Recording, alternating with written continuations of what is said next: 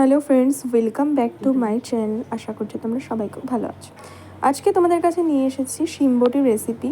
তো প্রথমে এখানে দেখো শিম কেটে রেখেছি, 250 গ্রাম শিম নিয়ে রেখেছি।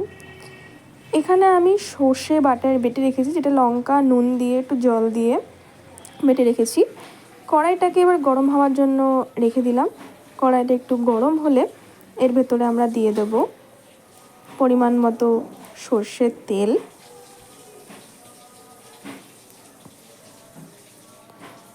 তেলটা একটু গরম হওয়ার জন্য রাখবো। গরম হলে এর ভেতরে দিয়ে দেব সামান্য পরিমাণে কালো জিরে, যেটা আমরা ফোড়ন হিসেবে দেব। এটাকে একটু নাড়িয়ে নিতে হবে। একটু নাড়িয়ে নিলাম। এরপর যে কেটে রাখা শিমগুলো ছিল সেটাকে ধুয়ে ভালো করে জল ছাড়িয়ে নিয়ে এখানে দিয়ে দিতে হবে। দেখো আমি শিম অল্প অল্প করে কিন্তু কড়াইতে ঢেলে দিচ্ছি। গ্যাসের ফ্লেমটাকে কমিয়ে দিতে হবে যাতে গায়ে না ছেটে, নাহলে কিন্তু নিচে লেগে যেতে পারে। শিমগুলোকে সবকটাই দিয়ে দিলাম।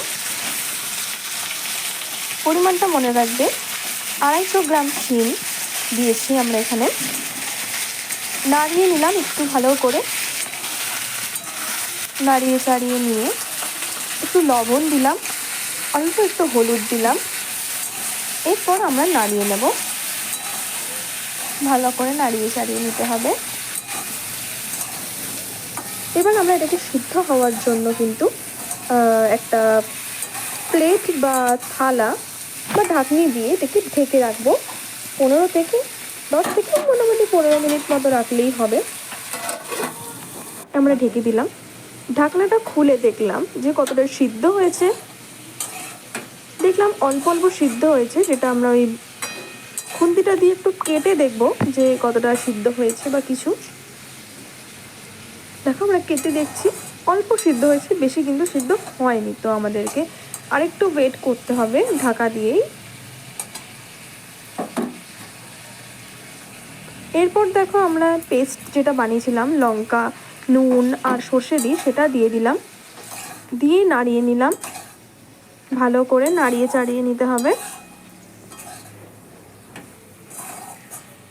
এরপরে যে বাটির মধ্যে যেটা অবশিষ্ট যেটা রয়েছে সেটাকে আমরা না ফেলে দিয়ে সেটার মধ্যে একটু জল দিয়ে ওটাকে একটু খলিয়ে, মানে বাটিটাকে একটু খলিয়ে সব পেস্টটা দিয়ে দিলাম, যাতে কিছু নষ্ট না হয়।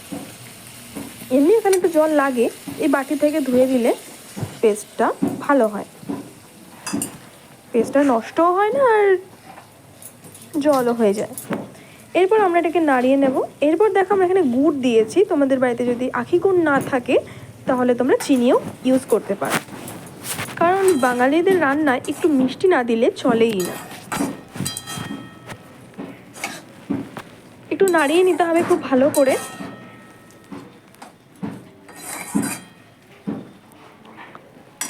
আবার ঢাকা দিয়ে রাখতে হবে 10 থেকে 15 মিনিটের জন্য।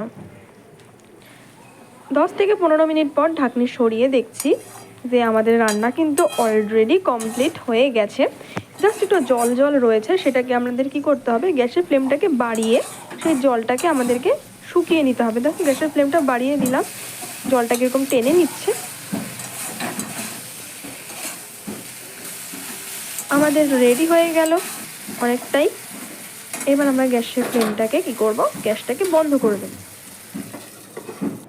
দিয়ে ঢেকে দেবো কিছু।